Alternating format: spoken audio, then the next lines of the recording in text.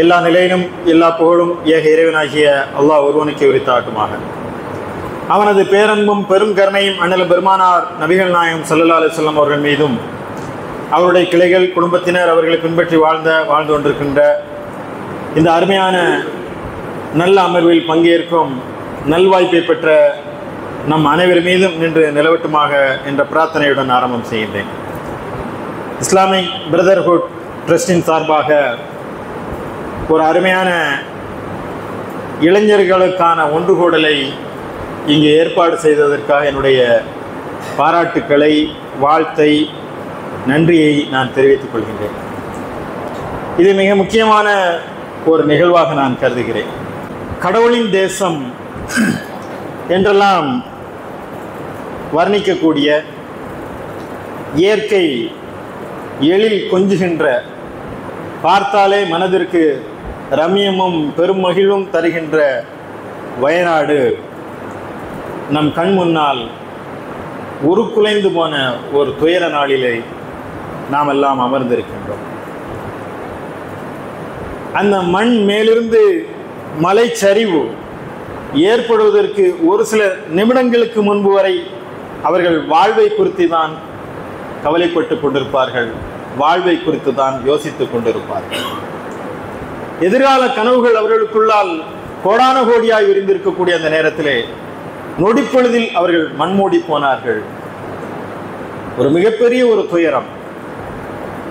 இந்த அலைபேசிகளும் இந்த நவீன ஊடகங்களின் வாயிலாக அந்த மண் சரிவு நம் கைகளில் காட்சிகளாக விரிகின்றன.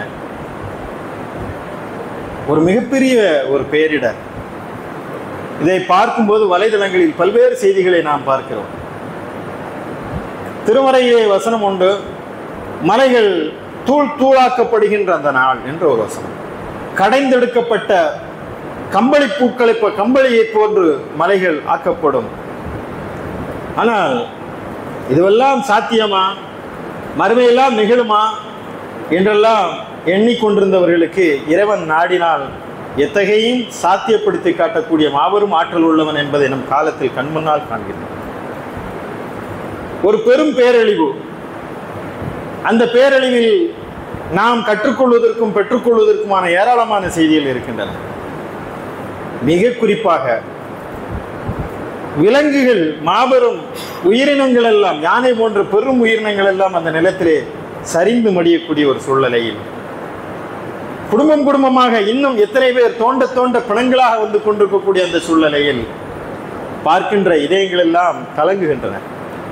ஒரு அம்மா சொல்றாங்க, நான் என் பேர குழந்தையை அழைத்து கொண்டு நான் அந்த மலை வெள்ளத்திலே தத்தளித்து செல்கின்றேன். ஒரு யானையிடம் மாட்டிக்கொண்டேன். யானையிடம் மாட்டிக்கொண்ட போது நான் அந்த யானையிடம் கெஞ்சி கதறி கேட்கிறேன், ஒரு பெரும் பேரழிவிலிருந்து நாங்கள் தப்பித்து வந்திருக்கிறோம், எங்களை கொன்று விடாது என்று சொன்னபோது அந்த யானையின், கொம்பன் யானையின் கண்களில் இருந்து கண்ணீர் வழிந்தது என்று ஒரு பாட்டி சொல்ற. நீங்க எல்லாம் பார்த்திருப்பீங்க. அந்த யானை எங்களுக்கு இரவு முழுவதும் காவல் காத்தது. ஒரு மிருகங்கள் என்று நாம் சொல்லக்கூடிய அந்த மிருகத்திடம் இருக்கக்கூடிய ஈரத்துளிகள் இல்லாத மனிதர்கள் நம்மை சுற்றி வாழ்கிறார்கள். பாசிஸ்டுகள், வகுப்பு வெறியர்கள் எழுதுகிறார்கள், நல்ல வேளை செத்து ஒளிந்தான், ஒரு குட்டி பாகிஸ்தான் அழிந்தது என்று எழுதுகிறான் என்று சொன்னால் என்ன மாதிரியான காலத்தில் நாம் வாழ்கிறோம்? யாருக்கு மத்தியிலே நாம் வாழ்கிறோம்? எவ்வளவு வன்னஞ்சம்! எங்களால் எதுவுமே இயலவில்லை. எங்கள் பிள்ளைகளுக்கு நாங்கள் கொடுக்கின்ற இந்த பாலை, தாய்ப்பாலை, தாயை இழந்து தவிக்கின்ற பிஞ்சு குழந்தைகளுக்கு தாய்ப்பால் தானம் தருகிறோம் என்று அறிவிக்கின்றார்கள் முகநூலிலே சில சகோதரிகள். அதையும் வன்மமாக பதிவிட்டு தங்களுடைய வெறுப்பை உமிழக்கூடியவர்கள் இந்த மண்ணிலே வாழ்கிறார்கள் என்பதை எல்லாம் நாம் பார்க்கிறோம். நாம் வாழ்கின்ற இந்த இந்தியா ஒரு வெறுப்பின் தேசமாக கட்டமைப்புக்கிட்டே இருக்கின்றது. குறிப்பாக சிறுபான்மையினருக்கு எதிராகவும் பட்டியலினத்தினருக்கு எதிராகவும் இந்த மண் ஒரு வெறுப்பின் பூமியாக திட்டமிட்டு கட்டமைப்பு கொண்டே இருக்கின்றது. வடமாநிலங்களில் இது அதிகமாக இருக்கிறது. நாமெல்லாம் இங்கே நன்றாக இருக்கிறோம் என்பதெல்லாம் இல்லை. ஆனால் இந்த வெறுப்பை எப்படி நாம் மாற்றப் போகிறோம் என்ற ஒரு கவலை நம்மிடம் இருக்கிறது. இது ஒரு புறம் என்று சொன்னால், உலக அளவிலே முஸ்லிம்களுடைய நிலை நிம்மதியாக இல்லை. மன்னராட்சி என்ற அடிப்படையிலே சற்றேறக்குறைய 300 நாட்களை கடந்து ஒரு மண் நம் கண் முன்னால் அளிக்கப்பட்டு கொண்டிருக்கிறது. இஸ்ரேலிய ஏகாதிபத்தியம் பலஸ்தீன் என்ற அந்த சின்னஞ்சிறு மண்ணை நசுக்குவதற்காக அமெரிக்கா போன்ற வல்லாதிக்க நாடுகளுடன் இணைந்து ஒரு பெரும் யுத்தத்தை தொடுத்து கொண்டிருக்கிறார்கள். நாள்தோறும் அங்கே பிள்ளைகள், உலகத்திலே குழந்தைகளை கொல்லக்கூடிய ஒரு நாடு எதுவுமே இல்லை. அந்த ஆதிகாலம் தொட்டு இன்று வரைக்குமாக உலக யுத்தத்திலே கொல்லப்பட்ட உயிர்களை காட்டிலும் பலஸ்தீன யுத்தத்திலே கொல்லப்பட்ட குழந்தைகளுடைய எண்ணிக்கை அதிகம். ஒவ்வொரு குடும்பத்திலும் இழப்பு. இன்குபேட்டரில் இருக்கக்கூடிய குழந்தைகள் மீது குண்டு வீசுகின்ற கொடூரம் நம் காலத்தில் நிகழ்ந்து கொண்டிருக்கிறது. போராளிகள் நம் கண் முன்னால் அழிக்கப்பட்டுக் கொண்டிருக்கிறார்கள். அவர்கள் ஒன்றும் தீவிரவாதிகள் அல்ல. ஹமாஸ் ஒன்றும் தீவிரவாத குழு அல்ல. இந்த மண்ணின் மைந்தர்கள். எப்படி இந்திய விடுதலைக்கு இந்தியாவிலே முஸ்லிம்களும் நாமெல்லாம் முன்னோர்கள் எல்லாம் பாடுபட்டு இந்திய விடுதலைக்கு நாம் பாடுபட்டோமோ, அதே போல அந்த மண்ணின் விடுதலைக்காக இஸ்லாத்தினுடைய முதல் குபிலாவாக இருந்த மஸ்ஜிதுல் அக்ஸாவை மீட்டெடுப்பதற்காக நம்முடைய சார்பாக, உம்மத்தை முஸ்லிமாவுடைய சார்பாக அங்கே களமாடுகின்ற ஹமாஸ் போராளிகள், அந்த போராளி தலைவர்கள் எல்லாம் இன்றைக்கு வேட்டையாடப்பட்டுக் கொண்டிருக்கின்றார்கள். அந்த பதிவை நான் போட்டதும், நான் போடுகின்ற பதிவெல்லாம் நீக்கப்படுகின்றன. நான் யாரை குறித்து நான் எழுதுகிறேன்? அமெரிக்காவுடைய ஜிம்மி கார்ட்டர் முன்னாடி ஒரு எலெக்ஷன் தேர்தல் நடக்கிறது. கசாவிற்கு 132 இடங்களில் போட்டியிடுகிறார்கள். 76 இடங்களில் ஜனநாயக முறையிலே வென்று ஆட்சி அமைத்த கசாவுடைய பிரதமர் இஸ்மாயில் ஹானியாவை நீங்கள் கொலை செய்திருக்கின்றார்கள். ஒரு ராஜ துரோகம். ஒரு நாட்டின் பதவியேற்பு விழாவிற்கு, ஒரு ஆட்சியாளருடைய பதவியேற்பு விழாவிற்கு ஒரு நாட்டினுடைய பிரதமர் செல்கிறார். அந்த பிரதமரை கொலை செய்கின்றார்கள். இஸ்மாயில் ஹானியாவுடைய 60க்கும் மேற்பட்ட குடும்பத்தினர் ஷஹீதாக்கப்பட்டிருக்கின்றார்கள். தொடர்ந்து அங்கே நிகழ்த்தப்படுகின்ற படுகொலைகள், மருத்துவமனைகள் நாசப்படுத்தப்படுகின்றன, முகாம்கள் மீது குண்டு போடப்படுகின்றன. அனைத்து போர் சட்ட விதிமுறைகள் எல்லாம் மீறுகின்றார்கள். இஸ்ரேல் எதற்கும் கட்டுப்பட மாட்டேன், எங்களை கட்டுப்படுத்தக்கூடியவர்கள் யாரும் இல்லை என்ற ஒரு திமிர்த்தனத்தில் இந்த பேரழிவை நிகழ்த்தி கொண்டிருக்கிறது. இப்படியாக உம்மத்தை முஸ்லிமாவிற்கு ஏற்பட்ட ஒரு நெருக்கடியான ஒரு காலம் ஒரு புறம். இன்னொரு புறம் பார்த்தோம் என்று சொன்னால், வலைதள யுத்தம், எ மைண்ட் வார், ஒரு சிந்தனை யுத்தத்தை மிக நீண்ட நாட்களாக தொடுத்திருக்கிறார்கள். நம்முடைய உள்ளங்கையில் வைத்திருக்கின்ற அந்த அலைபேசி, எங்கிருந்தோ அவர்கள் கொடுக்கின்ற அந்த கமாண்ட் நம்மை வந்து அடைகிறது. எதை உண்ண வேண்டும், எதை உடுத்த வேண்டும், எப்படி சிகை அலங்காரம் செய்து கொள்ள வேண்டும், என்ன பிராண்டை நான் வந்து யூஸ் பண்ணணும், நான் யூஸ் பண்ற ஸ்ப்ரே என்னவாக இருக்க வேண்டும், நான் அணிகின்ற உள்ளாடைகள் என்னவாக இருக்க வேண்டும், என்னோட உரையாடலின் மொழி என்னவாக இருக்க வேண்டும், எல்லாவற்றையும் தீர்மானிக்கின்ற சந்தை விரிந்திருக்கிறது. எல்லாவற்றுக்கும் இலக்கு இளைஞர்கள் தான். இளைஞர்களை நோக்கி ஒரு பெரும் தாக்குதல்களை அவர்கள் நிகழ்த்தி கொண்டிருக்கிறார்கள். ஆபாச வலைதளங்களுக்குள்ளால் நம்மை அறியாமலேயும் விழுந்து விடுகிறோம். கிராத்து தான் பார்க்க போறோம், பயான் தான் கேட்க போறோம். அந்த பயான் ஸ்கிப் பண்றோம். ஒரு பாடல், நான் ஒரு சினிமா பாடல் தானே, ரொம்ப நாளாச்ச கேட்டு அப்படி போகும். சினிமா பாடல், ஏஆர் ரஹ்மான் மியூசிக் தானே கேட்போம். கடைசியில் இறுதியில் அது எங்கே கொண்டு உங்களை தள்ளிவிடும் என்று உங்களுக்கு தெரியும். எனவே இந்த வலைதள படுகொலி உங்களை எங்கெல்லாமோ அழைத்து செல்கிற ஒரு நீர் சுழற்சியில், எப்படி வெள்ளத்திலே, வயநாடு வெள்ளத்தில் உழுந்து அவங்க சிக்கி தவித்து எங்கெல்லாமோ அந்த வெள்ள ஓட்டத்தில் அடித்து செல்லப்படுகிறார்களோ, அதே போல நீங்கள் உங்கள் கட்டுப்பாட்டில் இல்லை. எதை பார்க்கணும் நீங்கள் தீர்மானித்து தான் பார்க்குறீங்களா? இத்தனை நிமிடம் தான் நான் செல்போன் பார்ப்பேன், கட்டுப்போடு பார்த்து விட்டு உங்களால் பார்க்க முடியுமா? அது வேறெங்கும் அழைத்து செல்கிறது.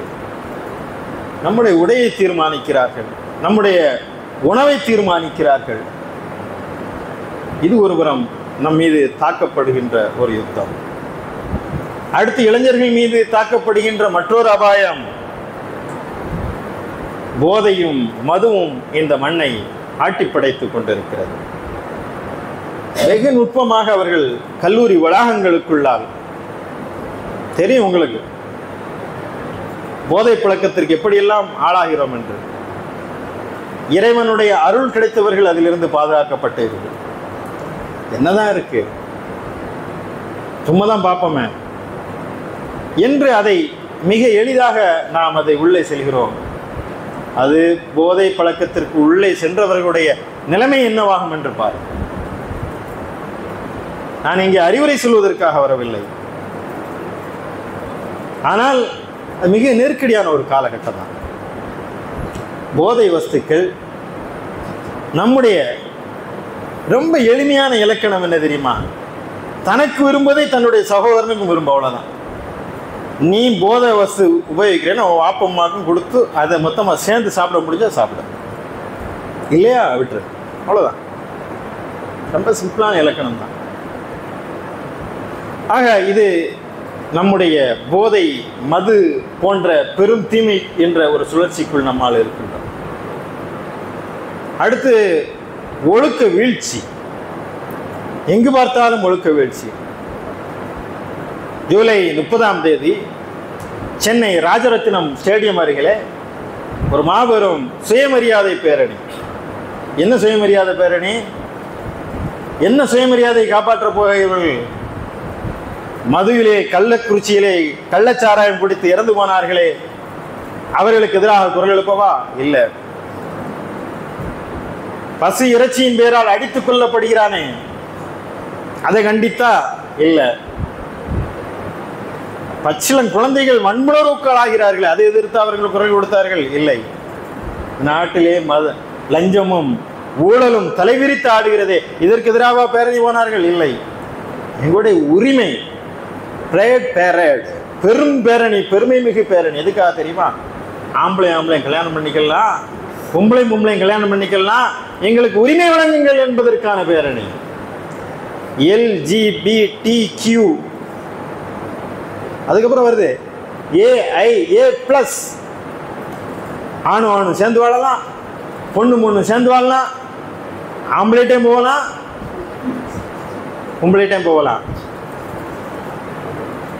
டிரான்ஸ்ஜெண்டர், திருநம்பிகள், திருநங்கைகள், பால் புதுமையினர், மாற்றுப்பாலினத்தவர்கள், கொடுமையான காலத்தில் வாழ்கிறோம். ஆனால் அதற்கு ஆதரவு யாரு? ஒரு MP, திராவிட முன்னேற்ற கழகத்தினுடைய MP அதை தொடங்கி வைக்கிறார். போப்பாண்டர் ஆதரவு தெரிவிக்கிறார், எல்லாரும் ஆதரவு தெரிவிக்கிறாங்க. பத்திரிகையாளர்கள் மாய்ந்து எழுகின்றன. ஒலிம்பிக்கிலே அது அடையாளமாக காட்டப்படுகிறது. ஆனால் எப்படி இது? இதை பேசுவதற்கு நமக்கு அருவருப்பா இருக்கிறது. இதை போய் பேசலாமா என்று நீங்கள் தயங்கிவிடக் கூடாது என்பதற்காகத்தான் இந்த பெருந்தீமைக்கு எதிராக ஒரு இறை தூதர் திருக்குரானில் 14 இடங்களிலே, 14 அத்தியாயங்களில் 27 இடங்களில் இதை குறித்து இறைவன் பேசுகிறார். இந்த பெரும் தீமைக்கு எதிராக களமாட வேண்டியவர்கள் நாம். அந்த பேராபத்திலே சிக்கி தவிக்கக்கூடியவர்களை மீட்டெடுக்கக்கூடிய பணியிலே நாம் ஈடுபட வேண்டும்.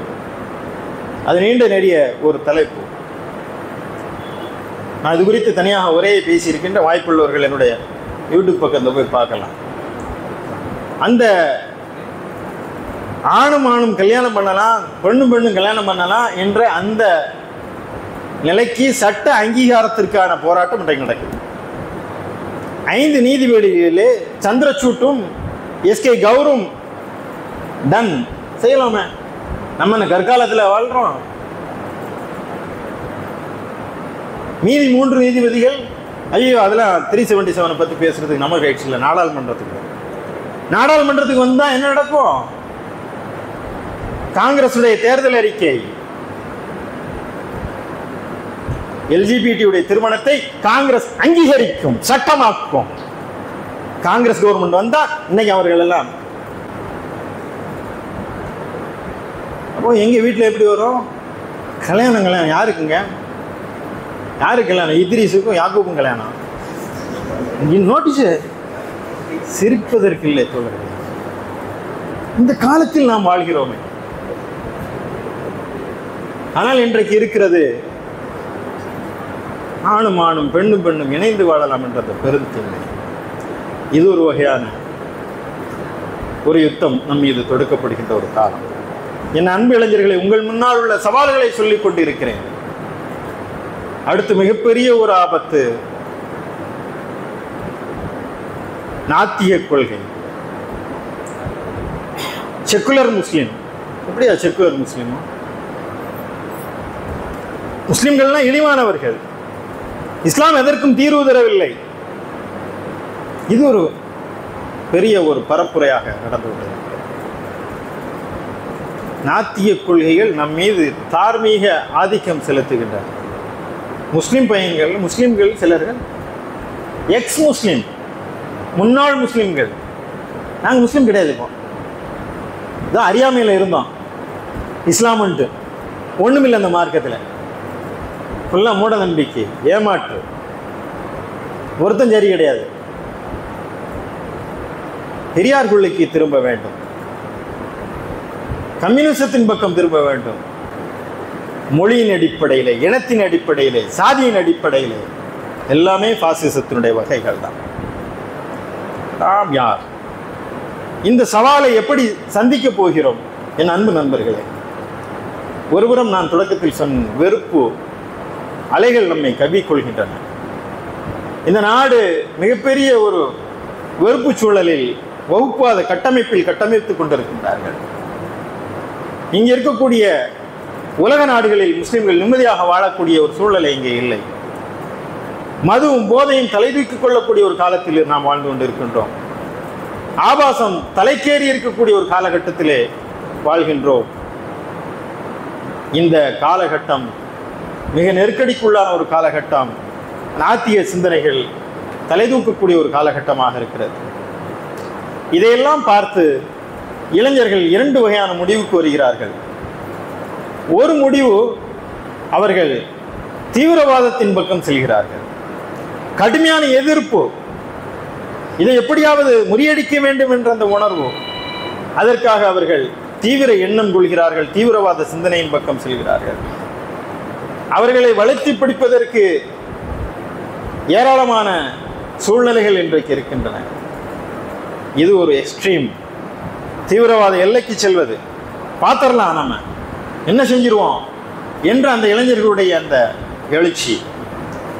மறுபுறம் நிராசையினுடைய பள்ளத்தாக்கு.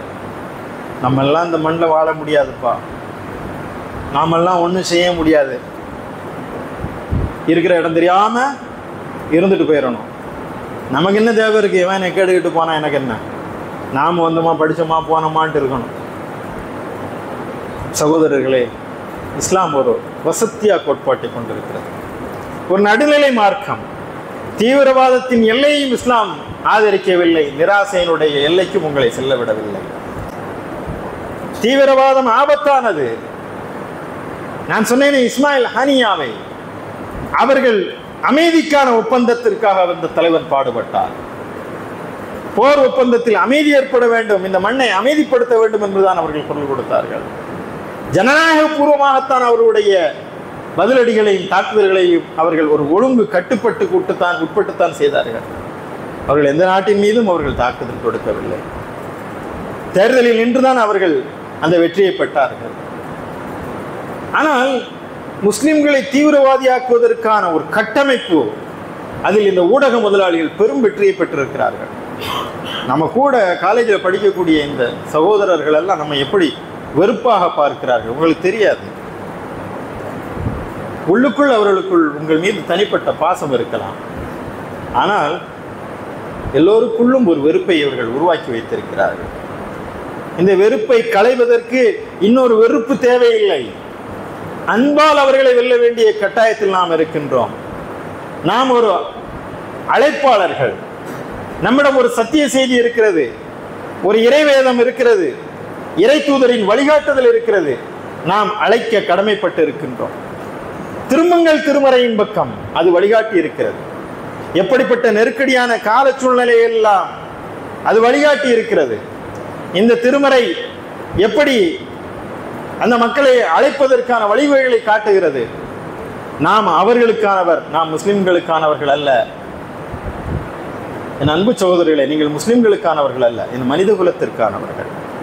அதான் ஹஜ்ரத் சொன்னாங்களே, உஹ்ரிஜத் லின்னாஸ் குன்தும் கைர உம்மத், மனித இனத்தை சீர்திருத்துவதற்காக தோற்றுவிக்கப்பட்ட மிகச்சிறந்த சமுதாயம் நீங்கள்.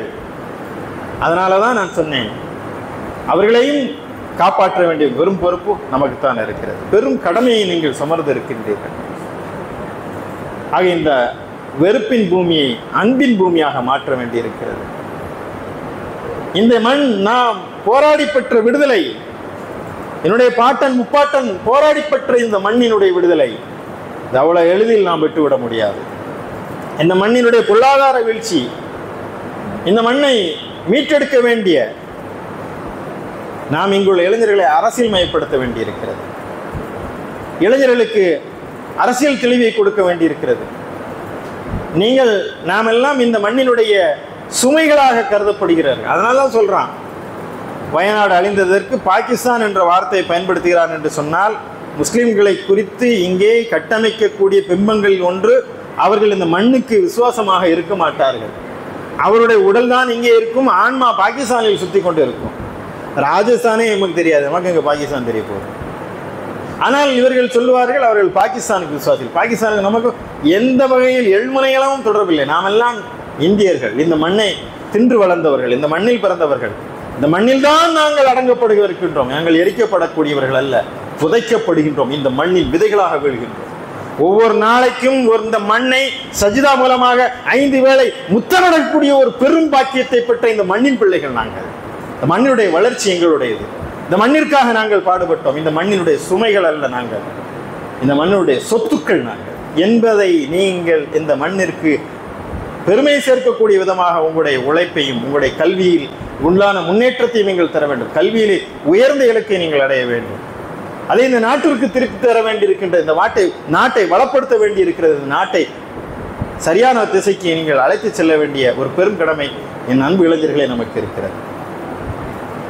எனவே இந்த மண்ணினுடைய சொத்துக்கள் என்பதை நீங்கள் உணர்ந்து கொள்ளுங்கள். அதே போல் நான் உங்களுக்கு சொல்லுவேன், நீங்கள் தவிர்க்க இயலாத சக்தியாக மாறிவிடுங்கள்.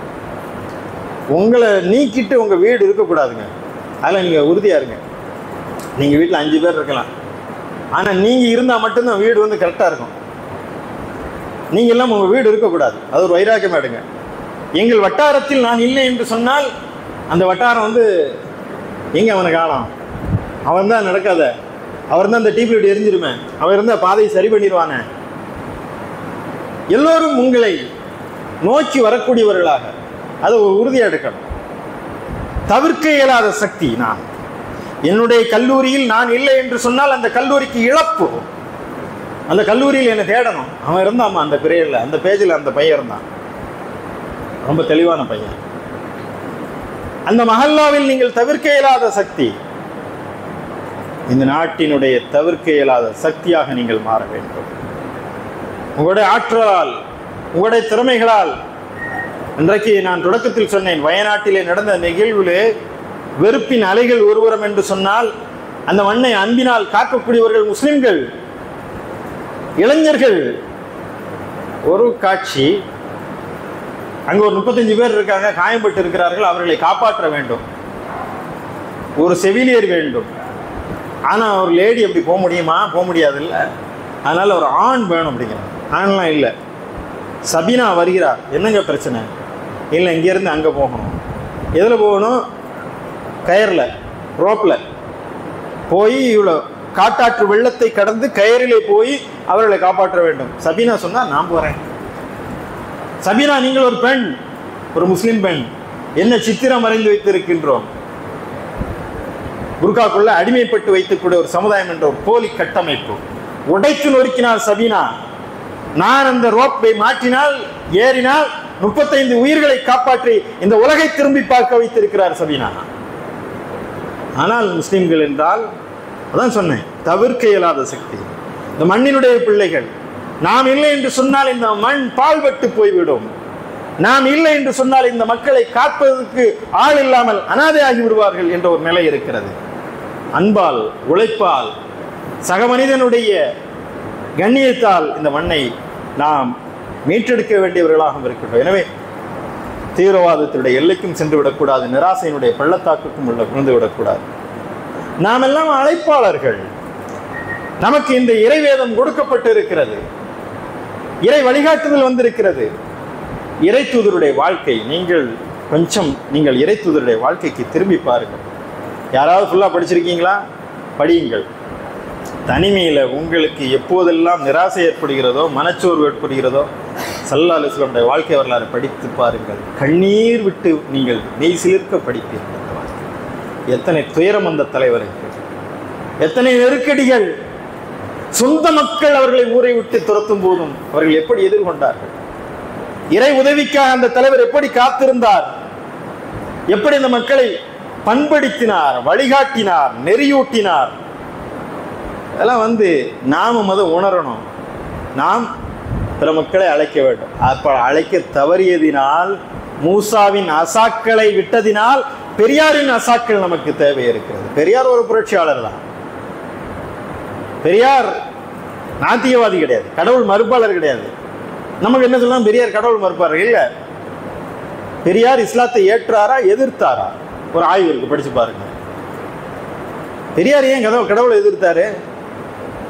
ஐயா, இந்த மாதிரியான மூட நம்பிக்கைகள், இந்த மாதிரியான சடங்கு சம்பிரதாயங்கள், மதத்தின் பெயரால் மோதல்கள், மதத்தின் பெயரால் சுரண்டல்கள், மதத்தின் பெயரால் என்ன திகிடுத்தம் இருக்கு, எல்லாம் பார்க்குறாரு.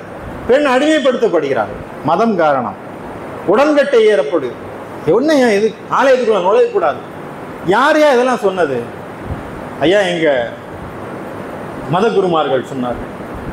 அவனுக்கு இதெல்லாம் யாரையா சொன்னது? சாஸ்திரங்கள் சொன்னது.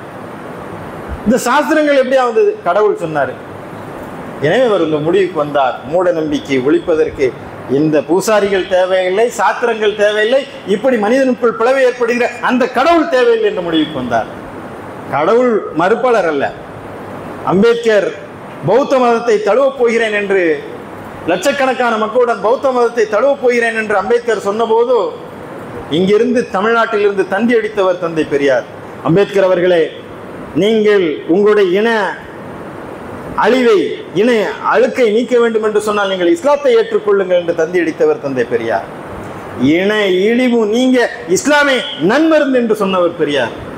உங்களுடைய சாதிய அழுக்குகள் எல்லாம் அந்த நொடிப்பொழுதிலே களைய வேண்டும் என்று சொன்னால் இஸ்லாத்தினுடைய திருக்கலிமாவை சொல்லிவிட்டு பள்ளிவாசலுக்குள் நுழைந்தால் நீங்கள் சக மனிதனோடு நீங்கள் இருக்கலாம் என்று சொன்னார் பெரியார். ஆனால் என்னன்னா, இது பெரியார் பூமி, நாத்தியத்தின் பூமி அல்ல. இது பெரியார் பூமி தான். இது அழைப்பின் பூமி. நம்மிடம் இருக்கக்கூடிய இந்த செய்தியை அவர்கள் மத்தியில் சொல்ல வேண்டும். தயக்கம் இல்லை, மதப்பரப்புரை கிடையாது. நான் சொல்றது ஒரு கொள்கையை ஏற்றுக்கொண்டோம், அந்த கொள்கையை சொல்ற பெரியார் கொள்கையை நம்மள்ட்ட சொல்றாங்களா இல்லையா? அம்பேத்கர் கொள்கையை இன்னைக்கு சொல்றாங்களா இல்லையா? எனவே நாம் ஏற்றுக்கொள்கின்ற இந்த கொள்கை சாதியை அடியோடு ஒழித்தது, மதுவை அடியோடு அறவை அழித்தது, வட்டியை ஒழித்தது. அப்படிப்பட்ட ஒரு சிஸ்டம் எங்களிடம் இருக்கிறது. எனவே இந்த மார்க்கத்தின் பக்கம் அழைக்கக்கூடியவர்களாக நாம் திகழ வேண்டியிருக்கிறது. அடுத்து நாம் இந்த தீமைக்கு எதிராக குரல் கொடுக்கக்கூடிய, நான் சொன்ன இந்த பெரும் தீமைகள் எல்லாம் இன்றைக்கு இருக்கிறது என்று சொன்னால் நாமெல்லாம் இணைந்து பணியாற்ற வேண்டிய ஒரு காலகட்டம் இருக்கிறது. இஸ்லாமிய இயக்கம், இஸ்லாமா போஃபியோ, இஸ்லாத்திற்கு எதிரான வெறுப்பு எப்படி பரப்பப்படுகிறதோ அதே போல இஸ்லாமிய இயக்கங்கள் குறித்த வெறுப்பு. எந்த ஒரு இஸ்லாமிய இயக்கமும் ஏதாவது இருக்கட்டும், அது உங்களை நரகத்துக்கு அழைத்து செல்வதற்காக எந்த இஸ்லாமிய இயக்கம் இங்கே கட்டமைக்கப்படவில்லை. ஏதாவது ஒரு தலைமையின் கீழ் இருங்கள், ஏதாவது ஒரு ஜமாத்தில் இருங்கள். இஸ்லாமிய இயக்கம் உங்களை போதை பழக்கத்திற்கு அடிமையாக்கி விடாது. இஸ்லாமிய இயக்கத்தில் இருந்து கொண்டு ஒருவன் மதுக்குடியனாக இருக்க மாட்டான். இஸ்லாமிய இயக்கத்தில் இருந்து கொண்டு ஒருவன் வட்டி வாங்குவனாக இருக்க மாட்டான். இஸ்லாமிய இயக்கம் உங்களை வழிநடத்தும். ஒரு தலைமையின் கீழ் நீங்கள் இருக்க வேண்டும், ஒரு ஜமாத்தின் கீழ் இருக்க வேண்டும். இஸ்லாமிய இயக்கத்தை நீங்கள் ஆள படிக்க வேண்டும். அதேபோல் நீங்கள் இந்த இறைவனை குறித்த சிந்தனையும் நம்மிடம் வேண்டும். ஒரு இறைவன் எங்கே இருக்கின்றான்? யார் என்னுடைய இறைவன்? எனவே நமக்கு தேவை, நமக்கு இலவசமாக கிடைத்தது இந்த ஈமான். யாரும் அதற்காக பெரிய முயற்சியெல்லாம் பெறல. பாபா முஸ்லீமோ, உம்மா முஸ்லீமோ, நான் முஸ்லீமோ, அவ்வளோதான். Free offer. இலவசமாக கிடைத்த ஈமான், அதனுடைய மதிப்பும் அதனுடைய பெருமிதமும் நமக்கு தெரியவில்லை. நீங்கள் சிந்தித்து பார்க்க மாட்டீர்களா? நீங்கள் எண்ணி பார்க்க மாட்டீர்களா? நீங்கள் ஆய்ந்து பார்க்க மாட்டீர்களா? அஃபலா யன்துரூன இலல் இப்லி கைஃப குலிகத். ஒட்டகம் எவ்வாறு படைக்கப்பட்டிருக்கிறது என்று நீங்கள் பார்க்க மாட்டீர்களா? அரபு தேசத்தை மக்களை பார்த்து கேட்டதே போல வானங்கள் எப்படி படைக்கப்பட்டு, பூமி எப்படி விரிக்கப்பட்டிருக்கிறது பார்க்க மாட்டீங்களா? சிந்தித்து பார்க்க மாட்டீங்களா? இந்த குர்ஆனை குறித்து சிந்திக்காதவாறு உங்களுடைய இதயங்கள் தாழிடப்பட்டிருக்கிறதா, பூட்டு போடப்பட்டிருக்கிறதா? எனவே நீங்கள் இந்த குர்ஆனை குறித்து நீங்கள் சிந்திக்க வேண்டும். அது ஒரு நம்ம ஆன்மீகவாசிகள் என்று தொழுவதில் நம்ம ஒரு மாதிரியா இருக்கு. அப்படிலாம் இல்லை. இதுதான் பெருமை, இதுதான் கண்ணியம். இதைத்தான் அவர்களுக்கு சொல்ல வேண்டும்.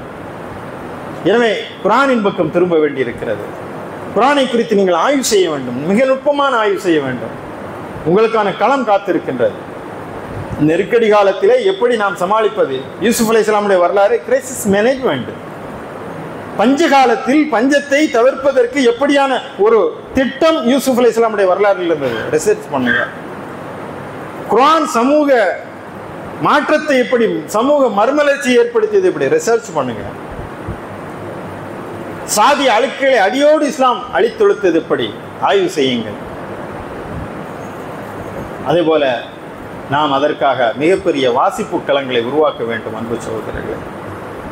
ஆனால் இன்றைக்கு முஸ்லீம் சமுதாயத்தில் உள்ள இளைஞர்களிடம் இருக்கக்கூடிய ஆகப்பெரிய குறை, நாங்கள் வாசிக்கிறது இல்லை, படிக்கிறது இல்லை. வாசிப்பு மிகப்பெரிய சொத்து, அசட். அதான் ரீடு ரீடு ரீடு ரீடு, படிச்சுக்கிட்டே இருக்க, படிங்க படிங்க படிங்க. படித்துக்கொண்ட புக்கில் புத்தகத்தை தாண்டிய இன்றைக்கு படைப்பிலக்கியம் முழுவதுமாக இன்றைக்கு ஒரு இஸ்லாமிய அறநெறியை போதிக்கக்கூடிய ஒரு இலக்கியவாதி இன்னைக்கு இல்லை. கலை இலக்கியத்தை நீங்கள் பயன்படுத்த வேண்டும். கலை இலக்கியத்தின் மூலமாக, கலையின் வழியாக, இலக்கியத்தின் வழியாக, மொழியின் வழியாக, அதெல்லாம் நீங்கள் ஆழமாக நாம் ஆய்வு செய்ய வேண்டியிருக்கிறது. கலைத்துறையை புறக்கணித்தோம், எல்லாம் ஹராம். ஆல்டர்னேட் இருக்கிறது. நாவூர் ஹனீஃபாவை இன்றைக்கு இல்லாமல் ஆக்கிவிட்டோம். அதற்கு மாற்று என்ன? சினிமா பாடல்கள் இல்லை. அப்போ நாம் அதற்கு ஆல்டர்னேட்டை உருவாக்க வேண்டியிருக்கிறது. நிறைய இஸ்லாமிய விழுமங்களை போதிக்கின்ற திரைப்படங்கள் உருவாக வேண்டும். வாழ்வியலை சொல்லக்கூடிய நிறைய ஆவணப்படங்கள் உருவாக வேண்டும். கலை வழியாக நிறைய இஸ்லாமியருடைய வாழ்வியலை பேசக்கூடிய நாவல்கள் உருவாக வேண்டும். நம்முடைய பணிகள் கடலளவு இருக்கின்றது அன்பு சகோதரர்களே. நம்முடைய நாட்கள் மிகவும் குறுகியதாக இருக்கிறது. என் அன்பு சகோதரர்களே, ஒரு சிந்தனைக்காக சில செய்திகளை நான் சொன்னேன். இந்த நாட்டினுடைய நிலைமை, இந்த உலகத்தினுடைய நிலைமை, இன்றைய சூழ்நிலைகள், இது எல்லாவற்றையும் நாம் வென்று காட்டக்கூடிய நம்பிக்கை நமக்கு இருக்கிறது. நாம் ஒரு ஜனநாயக நாட்டிலே நாம் வாழ்கிறோம். ஒரு அமைப்பு சட்டம் நமக்கான எல்லா உரிமைகளையும் தந்திருக்கிறது. இங்கே நீதிமன்றங்கள் நமக்காக இருக்கின்றது. நமக்காக ஜனநாயக சக்திகள் குரல் கொடுக்கக்கூடிய ஒரு காலத்தில் இருக்கிறது. நிராசையடைய தேவையில்லை. நாம் நம்பிக்கையுடன் களத்தை எதிர்கொள்ள வேண்டும். கொரோனா காலத்திலே நடந்த ஒரு செய்தியை சொல்லி என்னுடைய உரையை நிறைவு செய்கின்றேன்.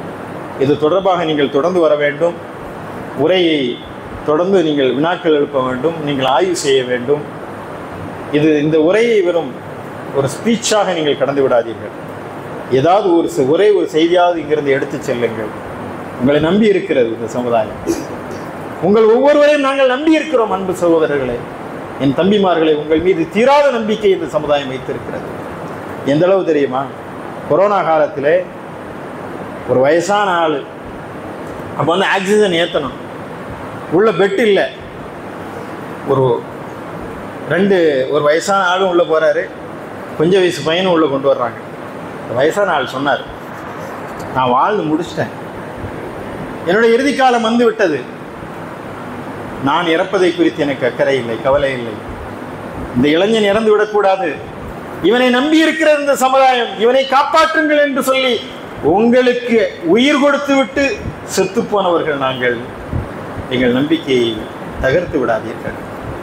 உங்கள் மீது தீராத நம்பிக்கை இந்த நாடு வைத்திருக்கிறது, இந்த சமுதாயம் வைத்திருக்கிறது. இனி ஒரு தலைமுறை பிள்ளைகளை வழிநடத்தக்கூடிய ஆற்றல் மிகு தலைவர்கள் இந்த மண்ணில் இல்லை. இன்றைக்கு தலைமைக்கு பஞ்சம் இருக்கிறது. எழுகையின் இளைஞர்களை நாளைய தலைவர்களாக நீங்கள் வீறிட்டெழ வேண்டும். இந்த மண்ணை நெறிப்படுத்தி அதை உயரிய பாதைக்கு அழைத்து செல்ல வேண்டிய லட்சிய படை வீரர்களின் முன்னணி வரிசையில் நீங்கள் எல்லாம் நிற்க வேண்டும். அந்த களத்தில் உங்களுடன் கை கொடுப்பேன், உங்களுடன் தோள் கொடுப்பேன், உங்களை தொடர்ந்து வருவேன் இன்ஷா அல்லாஹ். வாஹிர் தவானா அனில் ஹம்துலில்லாஹி ரப்பில் ஆலமீன். அஸ்ஸலாமு அலைக்கும் வரஹ்மத்துல்லாஹி தஆலா வபரகாத்துஹு.